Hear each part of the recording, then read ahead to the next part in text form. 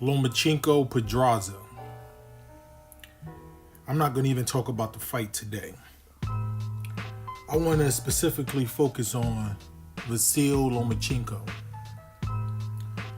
Lomachenko is an interesting topic, and here's why. You have a group of people out there that truly in their heart believes that Lomachenko is not only the pound for pound best fighter in the world, but is also probably the best fighter in the history of the sport. I must say, the ones who believe that, you have to anoint them as a casual. They are king casuals. They are the top of the casual hierarchy. But when we're talking about Lomachenko as the pound for pound best in the world, some of them have an argument. First off, let me say that I love Vasyl Lomachenko as a fighter. I believe he's a humble fighter. I believe he's a skilled and intelligent fighter. I believe that Vasyl Lomachenko is a great fighter. Do I believe Vasyl Lomachenko is pound for pound number one? Absolutely not. Do I believe Vasyl Lomachenko is in the top 3 pound for pound fighters in the world? Absolutely not. And I'm going to explain my case on why I believe Vasyl Lomachenko is not a top 3 pound for pound fighter in the world. First off, let me dispel this myth that Vasyl Lomachenko currently only has 13 pro fights. Before Vasyl Lomachenko turned pro in the United States, we all know about his storied amateur career. But in the middle of that career, or towards the end of that career, in order to prepare him for the pro game, Vasyl Lomachenko fought in a team competition called the World Series of Boxing. The World Series of Boxing is described as being a competition where amateurs are allowed to fight as pros while continuing to keep their amateur status and their ability to perform in the Olympics. I'm going to repeat that. The World Series of Boxing is a team competition.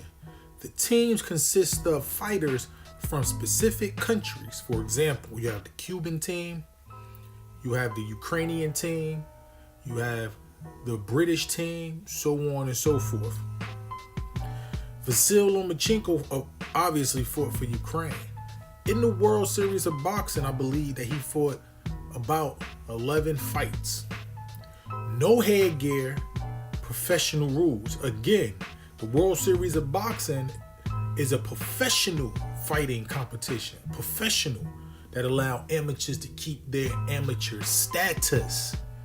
It's almost like a college player being able to play in a few NBA games, NBA style games, but being able to return back to college. Vasyl Lomachenko participated in that. This is before amateur boxing on an international scale began to remove headgear. This is before the rules begin to change, like the last couple of years. He fought in 11 professional fights. When he came to America, and people talking about he fought for a title in his second pro fight, he fought for a title in his second pro fight. That wasn't his second pro fight. That was about his 12th or 13th professional fight. So when he lost to Salido, it was about his 12th or 13th pro fight. Now, I'm still making my case on why I don't believe he's top 3 pound for pound.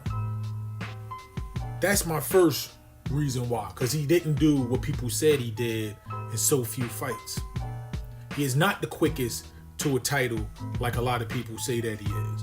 Number 2, Salido had 8 losses. Salido was considered to be a journeyman. Salido had been stopped multiple times before Lomachenko fought him. So either Lomachenko is the Matrix and he had this great reputation and he's dynamic, or he wasn't experienced enough. And as Lomachenko said when he was speaking about the Salido fight, he said he felt like a high schooler in there with a professor. He wasn't being humble. He accepted his loss like a man. Number 2. Now I'm going to do to Lomachenko what a lot of people did to Floyd Mayweather. Number 2. Lomachenko fought Nicholas Walters, who was on a 364-day layoff. A 364-day layoff. He fought Nicholas Walters. Nicholas Walters had to lose upwards of 60 pounds within 2.5 months to fight that fight. So he fought Nicholas Walters. Lomachenko pulled Rigondeaux up 2 weight classes.